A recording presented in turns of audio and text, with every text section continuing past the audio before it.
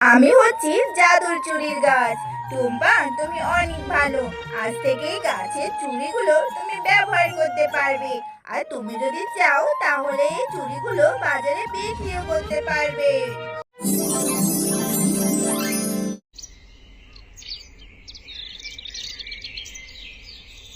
চুড়ি আছে গো, চুড়ি, রং বেরঙের চুড়ি। বাচ্চারা, দিদিরা, বৌদিরা, তোমরা যদি নিতে চাও তাহলে আমার কাছে চলে এসো। ওগো শিবা কাকিমা, দাঁড়াও না, তোমার কাছে কি চুড়ি আছে? হ্যাঁ টুম্পা, আমি চুড়ি এনেছি, রং বেরঙের চুড়ি। তোমার কোনটা লাগবে দেখো। আজকের চুড়িগুলো খুব সুন্দর দেখতে, কালারও অনেক মিষ্টি। ও কাকিমা, আমার হাতে চুড়ি দিলে খুব ভালো লাগে। তুমি আমাকে 1 ডজন চুড়ি দিবে? হ্যাঁ রে টুম্পা, দেওয়ার জন্যই তো বিক্রি করতে নিয়ে এসেছি। 1 ডজন চুড়ির দাম 50 টাকা। যা, টাকা নিয়ে আয়। আচ্ছা কাকিমা, আমি এক্ষুনি বাড়িতে গিয়ে মায়ের কাছ থেকে টাকা নিয়ে আসছি। তুমি কোথাও যেও না, এখানেই থেকো, আমি এক্ষুনি চলে আসছি। আচ্ছা ঠিক আছে, যা, তাড়াতাড়ি চলে আসবি। আমি আবার বেশিক্ষণ অপেক্ষা করতে পারবো না। ওমা, আমাকে 100টা টাকা দাও না। ওই যে ওইখানে সেবা কাকিমা এসেছে চুড়ি বিক্রি করতে। অনেক চুড়ি এনেছে মা, রং বেরঙের চুড়ি। চুড়িগুলো দেখতে যে কি সুন্দর না মা। টুম্পা, যখন তখন বায়না ধরবি না তো। তুই কি বললেই হবে? গতবার ঈদে তোকে 1 ডজন চুড়ি কিনে দিয়েছিলাম, আর সেই চুড়িগুলো তুই 2-1বার ব্যবহার করেই নষ্ট করে ফেলেছিস। আমার হাতে এখন টাকা নেই, এখন দিতে পারবো না। ওমা, দাও না, শুধু 100 টাকাই তো চেয়েছি। এবার আমি আর নষ্ট করব না। আমার খুব ভালো লাগে হাতে চুড়ি দিতে। দাও না মা। আচ্ছা আচ্ছা ঠিক আছে, আমি তোকে 100 টাকা দিচ্ছি। আর কোথাও হারিয়ে ফেলিস না যেন। এই নে 100 টাকা, চুড়ি কিনে তাড়াতাড়ি বাড়ি ফিরে আসবি কিন্তু। ও সেবা কাকিমা, দেখো আমার মায়ের থেকে 100 টাকা নিয়ে এসেছি। তুমি এই 100 টাকা দিয়ে আমাকে একটা লাল রঙের চুড়ি দাও। আরে কত সুন্দর 1 ডজন চুড়ি, কিনেই ফেললাম। যাই, এবার এই চুড়িগুলো নিয়ে ববিকে দেখিয়ে আসি। আমার এই সুন্দর চুড়ি দেখলে ববিও খুশি হবে। তারপর ববির সাথে একটু খেলাও করা হবে।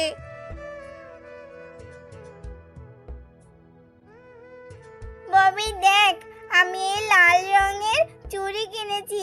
কত সুন্দর হয়েছে, তাই না বল? হ্যাঁ টুম্পা, আমারও না হাতে চুড়ি দিতে খুব ভালো লাগে।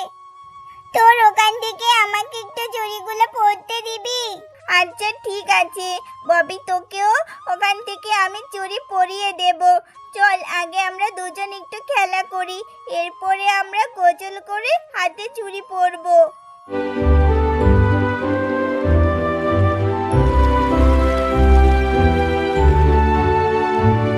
কি রে টুম্পা, সেই কখন গিয়েছিস চুড়ি কিনতে, আর এখন তোর বাড়ি আসার সময় হলো? আর কই, তোর হাতে তো কোনো চুড়ি দেখতে পাচ্ছি না। তাহলে টাকা নিয়েছিস কেন? মা, আমি তো ওই 100 টাকা দিয়ে চুড়ি কিনেছি। চুড়ি কিনে ববিকে দেখাতে গিয়েছিলাম। আমার মনে হয় খেলা করে ওখানে ভুলে রেখে এসেছি। হ্যাঁ, তুমি তো সব কিছু ভুলেই যাবে, কোনো কিছুই তোমার মনে থাকে না। হয়েছে হয়েছে, চলো এবার খেয়ে নাও, তারপর আমরা ববিদের বাড়িতে যাব চুড়িগুলো নিয়ে আসতে। আরে টুম্পা তো দেখছি এখানে চুড়িগুলো রেখে গেছে। কত মজা, কত মজা। এই চুড়িগুলো আমি ঘরে নিয়ে যাই। এখন এই চুড়িগুলো আমি মজা করে আমার হাতে দেব। আমাকে যে কি সুন্দর দেখাবে। আর টুম্পা যদি আমাকে জিজ্ঞাসা করে, আমি টুম্পাকে বলে দেব আমি ওর কোনো চুড়ি নেইনি। এই চুড়িগুলো এখন থেকে আমার।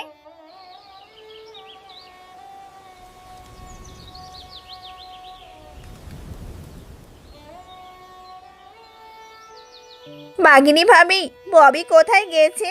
আমার মেয়ে টুম্পা আপনাদের উঠোনে 1 ডজন চুড়ি রেখে গেছে। এখন তো কোথাও খুঁজে পাচ্ছি না। একটু ববিকে ডেকে দিন না, ও পেয়েছে কি না। আরে আরে শেফালি, তোর কি আমাকে দেখে ভিখারি মনে হয় নাকি? আমার মেয়ে তোর এই সস্তা চুড়ি নিতে যাবে, আর তোর মেয়ে ভুলে কোথায় না কোথায় রেখে গেছে সেটা তোর মেয়েকে জিজ্ঞাসা কর। তুই এসে আমার কাছে জিজ্ঞাসা করছিস কেন?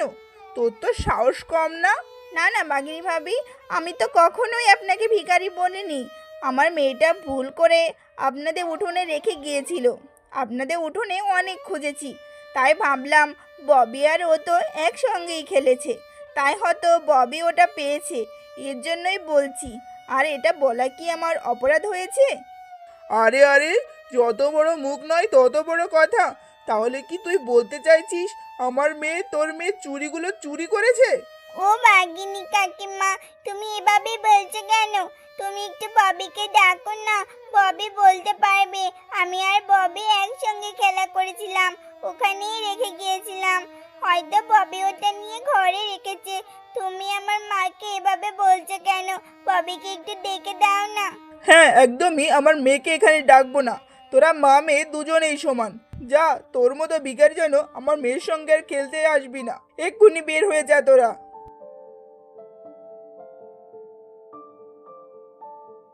টুম্পা, সব সময় তোকে বলি নিজের জিনিসগুলো খেয়াল করে রাখবি। তোর জন্যই আজকে বাঘিনী ভাবির কাছে কতগুলো কথা শুনতে হলো। ওমা, তুমি আমাকে বকছো কেন? আমি কি ইচ্ছা করে ফেলে রেখে এসেছি নাকি? আমি তো ভুল করে ফেলে রেখেছিলাম।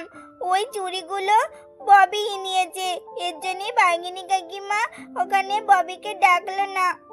আমি আর কখনোই তোমার কাছে চুড়ি চাইবো না মা। আমি আর তোমার কাছে কিছুই চাইবো না। হয়েছে হয়েছে, বললেও তো আমার কথা শুনিস না। কতবার বললাম চুড়িগুলো কেনা লাগবে না, চুড়িগুলো কিনে আবার ববির সঙ্গে খেলা করতে গিয়েছিস। এখন আমার কাজে যেতে হবে, যা তো। আচ্ছা মা, ঠিক আছে। আমি তো তোমাকে বললাম আমি আর কখনোই চুড়ি কিনতে চাইবো না। তুমি কাজে যাও, আমার মনটা খুব খারাপ। আমি বাড়িতে চলে যাচ্ছি।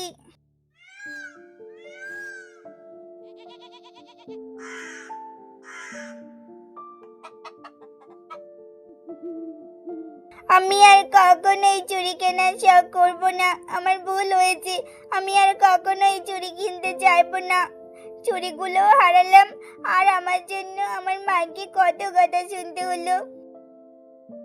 আরে মেয়ে, তুমি এখানে বসে কান্না করছো কেন? আমাকে বলো, তোমাকে আমি কি সাহায্য করতে পারি? এরপর টুম্পা সমস্ত ঘটনা খুলে বলল। ও আচ্ছা, এই নাও, আমি তোমার জন্য একটা জাদুর চারা গাছ দিয়ে যাচ্ছি। এই চারা গাছটা তুমি রোপণ করবে, এরপর তুমি মন থেকে সৃষ্টিকর্তার কাছে যেটা চাইবে সেটাই পাবে। জাদুর বুড়ি, আচ্ছা ঠিক আছে। আমি সৃষ্টিকর্তার কাছে একটা চুড়ির গাছ চাইবো, যে গাছে অনেক চুড়ি হবে।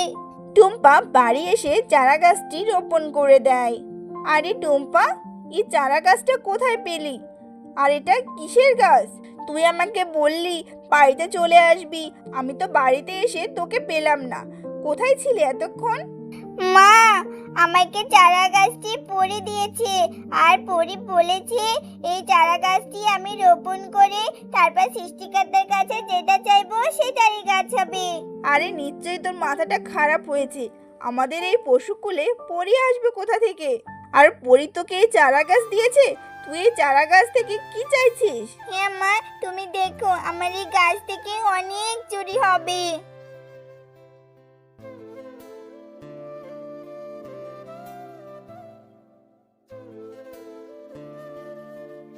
ওমা দেখো, কালকে সেই চারা গাছটি পুঁতে রেখেছিলাম, সেই গাছটা কত বড় হয়েছে, আর এই গাছে অনেক চুড়িও ধরেছে। হ্যাঁ রে টুম্পা, তাই তো দেখছি, এই গাছে অনেক চুড়ি হয়েছে। এই চুড়ির গাছ তো আমি আগে কখনো দেখিনি। হ্যাঁ টুম্পা, আমি জাদুর চুড়ির গাছ। এই গাছের চুড়ি কখনোই শেষ হবে না। টুম্পা, তুমি অনেক ভালো মেয়ে। এখন থেকে এই গাছের চুড়িগুলো তুমি ব্যবহার করতে পারবে, আর তোমরা মা ও মেয়ে এই চুড়িগুলো বাজারে বিক্রিও করতে পারবে। হ্যালো বন্ধুরা, আমাদের আজকের গল্পটি তোমাদের কাছে কেমন লাগলো তা জানাতে ভুলো না কিন্তু। আর যদি ভালো লাগে তাহলে তোমরা লাইক কমেন্ট অ্যান্ড শেয়ার করো আর সাবস্ক্রাইব করে আমাদের সঙ্গেই থেকো। ধন্যবাদ।